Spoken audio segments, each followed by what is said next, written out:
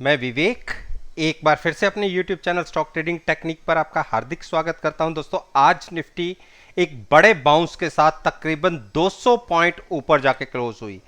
All time high पर तो हम क्लोज हो ही रहे हैं, लेकिन इस बार हमने 17,100 को क्रॉस करके ऊपर क्लोजिंग दिखाई।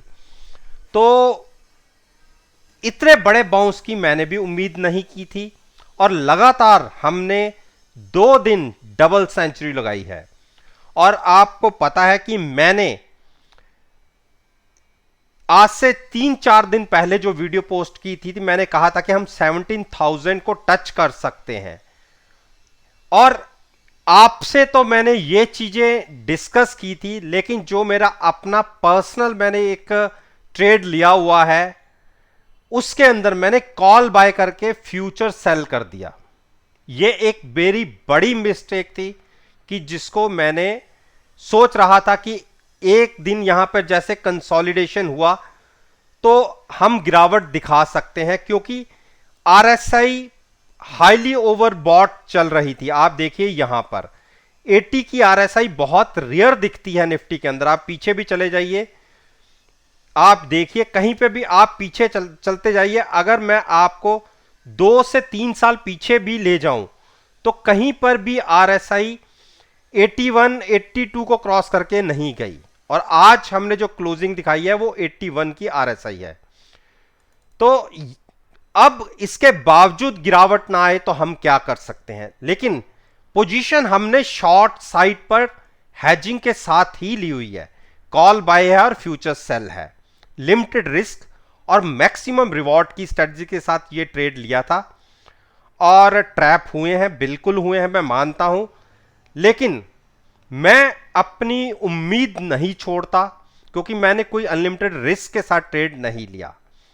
तो ये ट्रेड मेरा कंटिन्यू रहेगा।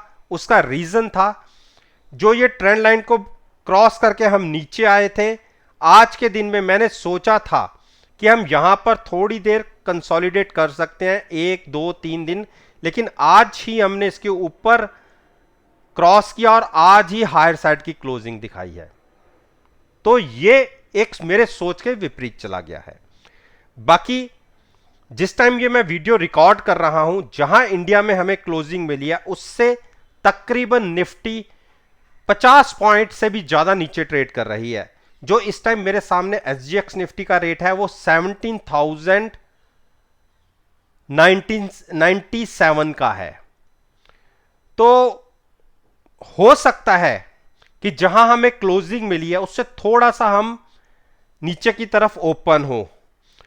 और सबसे बड़ी बात क्या है कि जो नीचे की सपोर्ट का लेवल है वो भी अब ऊपर शिफ्ट हो गया है। 16,730 एक स्ट्रॉन्ग रेजिस्टेंस है। मुझे नहीं लगता कि near term in that sense अगले 2 या 3 दिन में हम इसको नीचे की तरफ क्रॉस करेंगे। हां, इसको टच कर सकते हैं, इसके आसपास क्लोज हो सकते हैं। जहां हम क्लोज हुए मैं वहां से तकरीबन 300 पॉइंट्स की नीचे की बात कर रहा हूं। अगले 2 दिन में एक्सपायरी तक 300 पॉइंट की गिरावट अगर आती है तो एक हेल्दी साइन होगा ओवरबॉट जोन से हमें नीचे आने का। तो कोई बड़ी गिरावट आने के बाद अगर 16,730 और 500 के बीच में कहीं लॉन्ग करने की पोजीशन में अगर हो या हमें मिले तो हम वहां पर करेंगे। अब बात करते हैं बैंक निफ्टी। देखिए, बैंक निफ्टी ने अंडर परफॉर्म किया है, ये आप सभी जानते हैं। और आज निफ्टी के जो दिग्गज शेयर हैं जैसे एचडीएफसी बैंक हो गया, रिलायंस हो गया, इन दोनों शेयरों ने कोई पार्टिसिपेट नहीं किया। और बैंक निफ्टी के भी बड़े स्टॉक्स जितने हैं किसी ने पार्टिसिपेट नहीं किया, लेकिन जिन्होंने पार्टिसिपेट किया उनकी वेटेज बहुत ज्यादा होने की वजह से निफ्टी 200 पॉइंट ऊपर जाके क्लोज हुई है। और आप ये देखिए, बैंक निफ्टी का एक स्टॉक एएमयू बैंक जो 15% आज गिरावट के साथ ट्रेड कर रहा था, उसी ने सबसे बड़ा काम किया बैंक निफ्टी को अंडर परफॉर्म करने का। तो यह एक मेन रीजन था कि बैंक निफ्टी क्यों नहीं चली। अब पिछले जो हाई था, जब पिछली क्लोजिंग थी, उसी के ऊपर हम क्लोज हुए हैं। क्लोजिंग बुरी नहीं है, लेकिन अगर निफ्टी के अंदर भी गिरावट आई तो बैंक निफ्टी अछूता नहीं रहेगा। मेरा यह मानना है कि बैंक निफ्टी अंडर परफॉर्म कर रहा है। अगर किसी को ट्रेड लेना है, मैं ये तो नहीं कहूंगा कि शॉर्ट साइड पर ले, लेकिन जैसी एक क्लोजिंग मिली है, मेरे को एक बड़ी मूव आने से पहले एक करेक्शन इसके अंदर लगती है, जो करेक्शन तकरीबन 35,950 तक हो सकती है, यहां से तकरीबन 500 पॉइंट की बड़ी मूव से पहले। तो मैं उसकी उम्मीद करूंगा। उस केस में हमें अगर 35,700 और 900 के बीच में मिले तो वहां लॉन्ग करेंगे। अब बात करते हैं रिलायंस की। देखिए, रिलायंस ने अंडर परफॉर्म किया। निफ्टी ने 200 पॉइंट की एक मूव दिखाई, रिलायंस उल्टा चला। इतनी बड़ी गिरावट तो नहीं आई, लेकिन यहां पे स्टॉक अटक रहा है। मेरा यह मानना है आरएसआई 70 के आसपास है, तो हाईली ओवरबॉट तो नहीं कहूंगा, लेकिन गिरावट हो सकती है कि आपको एक बार 2215 तक देखने को मिल जाए। अगर 2200 या उसके नीचे मिले तो आप फ्रेश लॉन्ग कीजिएगा, यहां से थोड़ा सा अवॉइड कीजिए।